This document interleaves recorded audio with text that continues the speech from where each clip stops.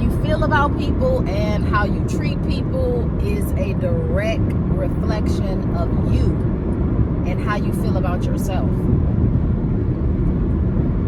So while you moving around thinking that you know, getting one over, or you just, you know, have license to treat people any kind of way, you know, it really reflects how you feel inside, you know. And someone who has done enough work or really can identify with that can see it clearly. A lot of times we like to blame people outside of us, you know, for how we feel. But it's just, that's not real. And it's not accurate. No one can make you feel any kind of way. No one can make you do anything, you know. This is of your own doing.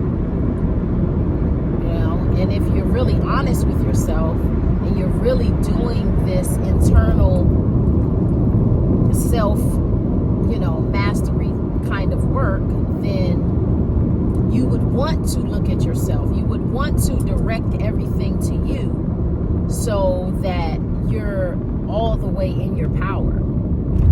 Because when you don't do that, you're giving away your power.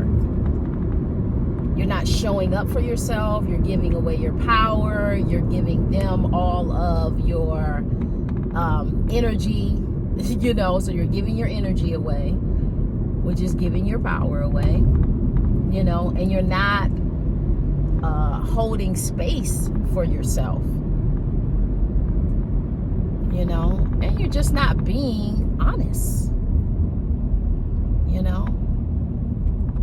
And you may not be doing this on purpose, because you could be doing it out of ignorance, which a lot of people do. A lot of people do these things out of ignorance because they don't know. They don't know what to do. They don't realize or identify that they are the cause of what's going on with them, you know, and how powerful it is. You know, how powerful of a position you put yourself in when you take total and complete responsibility for how you allow yourself to feel, you know, and holding space for yourself within that experience to not only allow yourself to feel, but hold yourself accountable for that feeling. You know, and then give yourself the opportunity to work through that, you know. And this is not something that you just know how to do. You know, you have to learn how to be this present with yourself, you know, this accountable, this introspective. You know, but this is what the work is like. This is what that self-mastery work is like. You know, it's about being attentive, being aware, being attentive, you know, being accountable, being kind.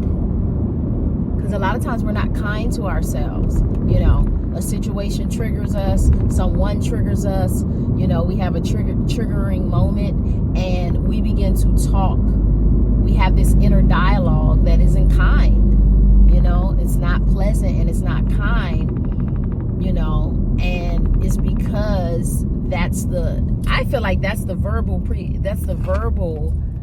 presentation of what we're doing to ourselves emotionally. You know, we're not holding space for ourselves to be able to feel whatever we need to feel in the moment, you know, and we judge ourselves, you know. It's a reflection of judgment on what we're going through and what we're feeling, you know. And no one should be judging how they feel about a situation. You have reason to feel what you feel. You know, it's okay. Feelings are a part of this human experience, and you need to allow it to be present, you know.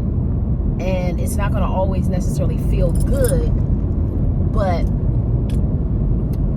you need an opportunity to allow it to be. You know, that's the only way that you're going to become better at it. That's the only way that you're going to stop judging yourself, you know. And that's the only way that you're going to become more regulated in that area, you know. So because we judge ourselves, you know, I remember coming to that realization that I was judging myself in every experience, you know. And although it had come from conditioning and childhood stuff, you know, I mean, that matters enough to, you know, it matters just enough to know, to be aware of it, you know, but it doesn't matter enough to just make it an excuse and say, well, this is why I do this. Okay, that's a beginning. That's a start.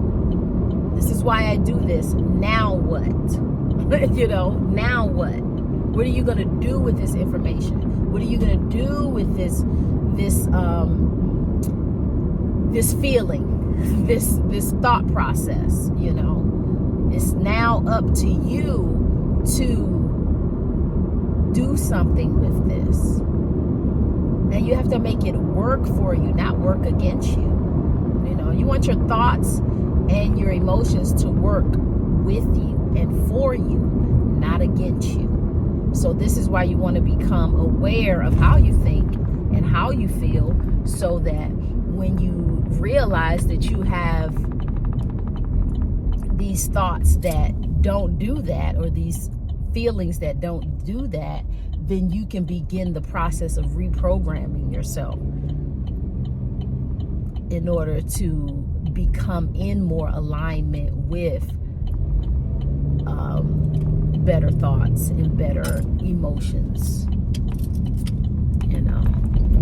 So, you know, this has to be a practice, because, you know, we didn't really learn this. You know, a lot of us are learning it right now, or just started learning it, or really have gotten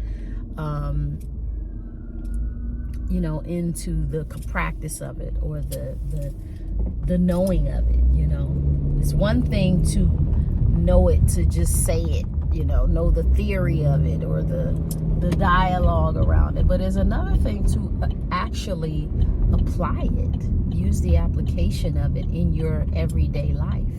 And that's what you want to come to, you know.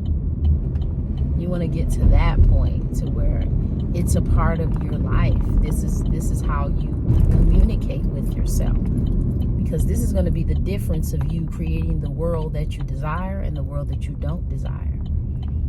You becoming more aware of your thinking and your emotions, you know. So